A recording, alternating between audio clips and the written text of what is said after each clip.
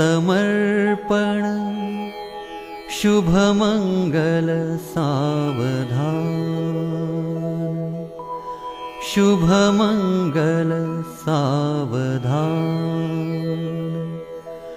श्लोक अहिल्यादेवी होळकर यांच्या 301व्या जयंतीनिमित्त नरेंद्र काळे मित्र परिवारातर्फे गुरुवारी सायंकाळी 6:30 वाजता गोरज मुहूर्तावर जुळे सोलापुरातील टाकळीकर मंगल कार्यालयात सामुदायिक विवाह सोहळ्याचं आयोजन करण्यात आल्याची माहिती पालिकेचे सभागृह नेते नरेंद्र काळे यांनी पत्रकार परिषदेत दिली। या सामुदायिक विवाह सोहळ्यात 10 जोडप्यांचा विवाह होणार आहे। गुरुवारी टाकळीकर मंगल कार्यालयात दिवसभर विवाहाचे विधी होणार आहेत, तर सायंकाळी 6:30 वाजता गोरज मुहूर्तावर अक्षता सोहळा होणार आहे। यावेळी पालकमंत्री जयकुमार गोरे, आमदार गोपीचंद पडळकर, आमदार सुभाष देशमुख, आमदार विजयकुमार देशमुख, आमदार सचिन कल्याण शेट्टी, आमदार देवेंद्र कोठे, आमदार समाधान अवताडे, भाजपाच्या शहर अध्यक्ष रोहिणी तडवळकर आदी प्रमुख पाहुणे म्हणून उपस्थित राहणार आहेत। या पत्रकार परिषदेस सदाशिव वनमाने, प्राध्यापक देवेंद्र मदने, सिद्धारूढ बेडगनूर, अरविंद रावळ आदींची उपस्थिती होती।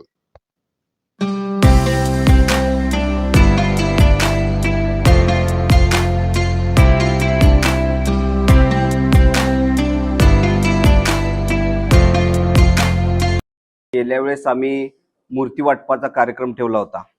यावर्षी जयंतीनिमित्त काय करावं असा विचार करत असताना सर्वांचं असं ठरलं की यावेळेस आपण सामुदायिक विवाह सोहळा करावा।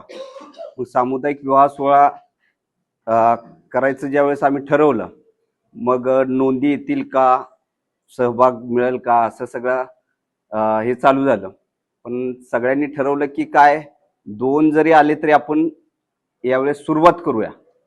पण यावेळेस 10 नोंदणी झाल्या आणि 10 पैकी 9 या हिंदू धर्म पद्धतीने होतील, 1 आहे ते बौद्ध धर्म पद्धतीने विवाह होतील। असे 10 विवाह तिथं पार पडतील।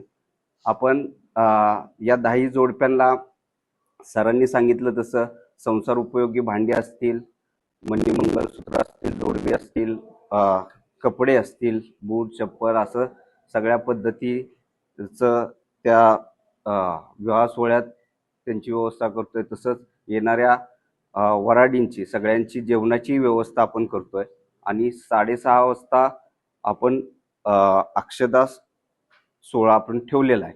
तरी 6:30 वाजता माननीय पालकमंत्री साहेब यांच्या प्रमुख उपस्थितीत हा कार्यक्रम होईल। तर हा करत असताना माझं स्वतःचंही लग्न सामुदायिक विवाह सोहळ्यात झालेलं आहे।